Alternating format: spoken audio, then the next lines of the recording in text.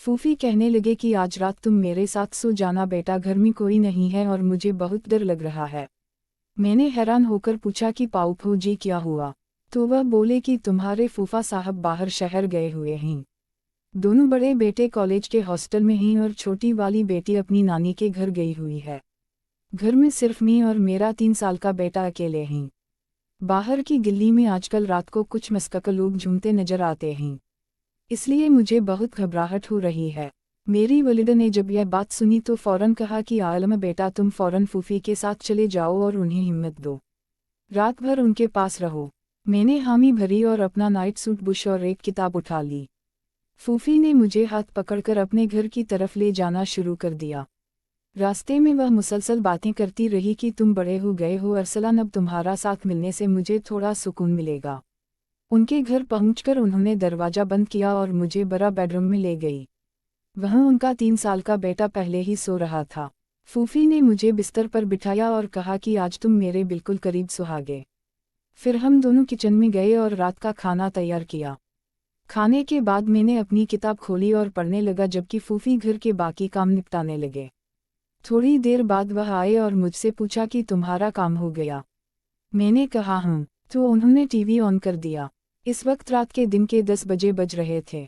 हम दोनों टीवी देखते रहे। फूफी ने अपने बेटे को दूध पिलाया और इसे सुला दिया। फिर उन्होंने मुझे कहा कि अब सो जाने का वक्त हो गया है। मैं बिस्तर पर लेट गया तो फूफी ने कमरे का दरवाज़ा अच्छी तरह से बंद करके अंदर से कुंडी चढ़ा दी। उन्होंने कहा कि बाहर की हवा आने से मुझे डर लगता है। मैंने कहा कि गर्मी तो बहुत है फूफी, लेकिन वह नहीं माने। थोड़ी देर बाद बाहर से एक अजीब सी आवाज़ आई। फूफी फौरन मेरी तरफ मुड़े और मुझसे लिपट गई। उनका जिस्म थोड़ा सा कांप रहा था।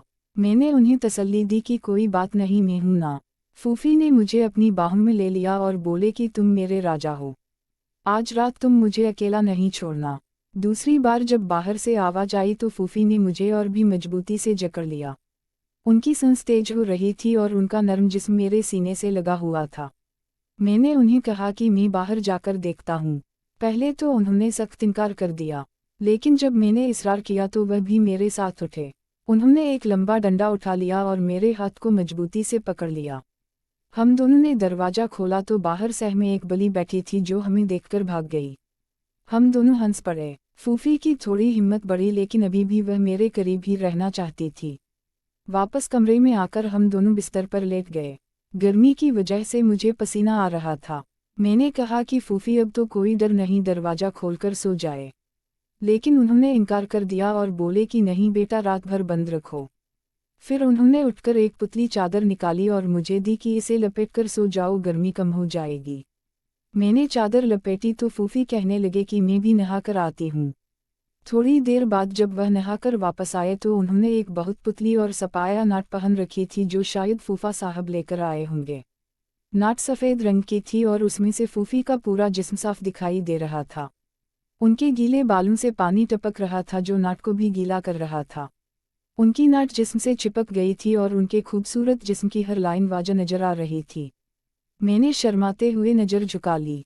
फूफी बिस्तर पर आकर लेटे तो उनके बेटे को एक तरफ कर दिया और मुझे दूसरी तरफ लुटाने को कहा। खुद वह बिल्कुल बीच में सीधी लेट गई। कमरे की लाइट डर की वजह से बंद नहीं की गई थी। अब फूफी की आंखें बंद थी, लेकिन उनका एक हाथ मेरे बाजू पर था। अचानक बाहर से फिर कुछ आवाज़ आई। फूफी ने फौरन काबिटा ली और मुझसे बिल्कुल कमटा गई। उनका पूरा जिस्म मेरे जिस्म से लगा हुआ था। मैंने उन्हें गले लगाकर तसल्ली दी। फूफी ने बड़ी नरम आवाज़ में कहा कि आलम बेटा, तुम आज रात मुझे छोड़कर मत जाना। तीसरी बार जब बाहर से आवाज़ आई तो फूफी ने मुझे इतना करीब खींच लिया कि हमारे दोनों के जिस्म एक दूसरे से बिल्कुल मिल गए। उनकी सपाया नाट और मेरी पुतली चादर के दरमियान कोई फासला नहीं रहा था। उनके गीले बाल मेरे चेहरे पर फैल गए थे और उनकी सांस मेरी गर्दन पर पड़ रही थी। मैंने उन्हें कहा कि फूफी डॉक मत, मैं तुम्हारे साथ हूँ। उन्होंने आँखें खोलकर मुझे देखा और बोले कि तुम बहुत अच्छे हो बेटा, तुम्हारे बगैर मैं आज रात अकेली नहीं रह सकती थी। उनकी आवाज़ में एक अजीब सी नरमी थी। फिर उन्होंने अपना एक पाँव मेरे पाँव पर रख दिया और मुझे और भी करीब खींच लिया। कमरे में सिर्फ एक हल्की सी लाइट जल रही थी जिसमें फूफी का जिस्म और भी ज़्यादा खूबसूरत लग रहा था। उनकी नाटक के ऊपर से उनकी काटियों की शक्ल साफ दिखाई दे रही थी। मैंने शर्म से नज़र फेर ली, लेकिन फूफी ने मेरा हाथ पकड़कर अपने सीने पर रख दिया और बोले कि देखो मेरा दिल कितना तेज धड़क रहा है। उनका दिल वाकई बहुत तेज धड़क रहा था। मैंने उन्हें तसल्ली देते हुए उनके बालों में हाथ फेरा। फूफी ने आंखें बंद कर लीं और मेरे गले में चेहरा छुपा लिया। बाहर की आवाज़ें अब बंद हो गई थी, लेकिन फूफी अब भी मुझसे अलग नहीं हो रही थी। उनका जिस्म अब पहले से ज़्यादा गर्म हो गया था। मैंने उनसे पूछा कि क्या अब भी डर लग रहा है, तो वह बोले कि अब डर तो कम हो गया है, लेकिन तुम मुझे छोड़ मत देना।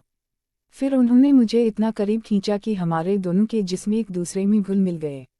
उनकी नरम सांस मेरी गर्दन पर पड़ रही थी और उनकी उंगली मेरे कमर पर फिसल रही थी। मैंने भी उन्हें गले लगा लिया। फूफी ने आहिस्ता से मेरा नाम लिया और बोले कि अरसलान तुम मेरे बहुत करीब हो। चौथी बार जब रात गहरी हो गई तो फूफी ने मुझे बिल्कुल अपने ऊपर खींच लिया। उनकी सपाया नाट अब मुकम्मल तौर पर गीले बालों की वजह से जिस्म से चिपक चुकी थी। उन्होंने अपनी दोनों बाहें मेरे गिर्द लपेट ले और बोले कि आज रात तुम मेरे राजा बन जाओ। मैंने हैरान होकर उन्हें देखा तो उनकी आंखों में एक अजीब सी चमक थी। फूफी ने मुझे बोसा दिया और बोले कि डरो मत बेटा, मैं तुम्हारी फूफी हूँ, तुम्हें सब कुछ सिखाऊंगे। उनका जिस्म अब बहुत ज़्यादा गर्म था और वह मुसलसल मेरे करीब होने की कोशिश कर रही थी। मैंने उनके बालों को छुआ तो वह मुस्कुरा दे। फूफी ने अपनी नाट के बटन खोलने शुरू कर दिए और बोले कि गर्मी बहुत है, इसे उतार दो। मैंने शर्माते हुए मदद की।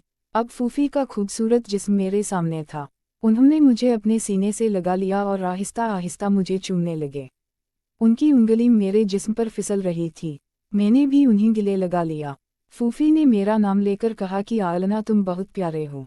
रात भर हम दोनों एक दूसरे से लिपटे रहे। बाहर की दुनिया बिल्कुल खामोश थी, सिर्फ कमरे में हमारी सांसों की आवाज़ थी। फूफी ने मुझे बताया कि तुम आज रात से मेरे राजदार हो। मैंने उन्हें करीब खींचा और उनके गले में चेहरा छुपा लिया। उनका जिस्म मेरे जिस्म से बिल्कुल मिल गया था। फूफी ने आंखें बंद करके मुझे और भी मजबूती से जकड़ लिया। उनकी नर्म आंखों ने मेरे जिस्म को घेर लिया। हम दोनों एक दूसरे में खो गए। रात आहिस्ता आहिस्ता गुजर रही थी और फूफी की गर्म सांस मेरी गर्दन पर पड़ रही थी। जब सुबह होने वाली थी तो फूफी ने मुझे जगाने की कोशिश की, लेकिन मैं उनकी बाहों में ही सो गया था। उन्होंने आहिस्ता से मेरे काने कहा कि अरसलान बेटा, अब सुबह हो रही है, उठो। लेकिन उनकी आवाज़ में अब भी वही नरमी थी। उन्होंने मुझे चूमा और बोले कि आज रात तुमने मुझे बहुत हिम्मत दी, अब तुम मेरे सबसे करीब हो। फूफी ने अपनी नाटक दोबारा पहन ली और मुझे भी चादर दे दी। उनके चेहरे पर एक शर्माती सी मुस्कुराहट थी। उन्होंने मुझे गले लगाया और बोले कि यह रात हमारा राज रहेगा। मैंने हमें सर हिलाया। फूफी ने चाय बनाई और हम दोनों ने साथ बैठकर पी। उनके बेटे को भी जगा दिया। जब मैं घर जाने लगा तो फूफी ने मेरे काम में आहिस्ता से कहा कि अगली बार जब फूफा बाहर जाए तो जरूर आ जाना। मैंने मुस्कुराकर हाँ कहा। घर वापस आकर मैं सोचने लगा कि फूफी की तन्हाई ने मुझे एक नई दुनिया दिखा दी है। अब हर रात मुझे उनकी याद आने लगी। फूफी भी शायद मुझे याद कर रही होंगी। यह रात हम दोनों के लिए एक यादगार बन गई थी। बाहर सूरज निकल आया था, लेकिन अंदर दिल में अभी वही गर्मजोशी थी जो पाऊपी की बाहों में थी।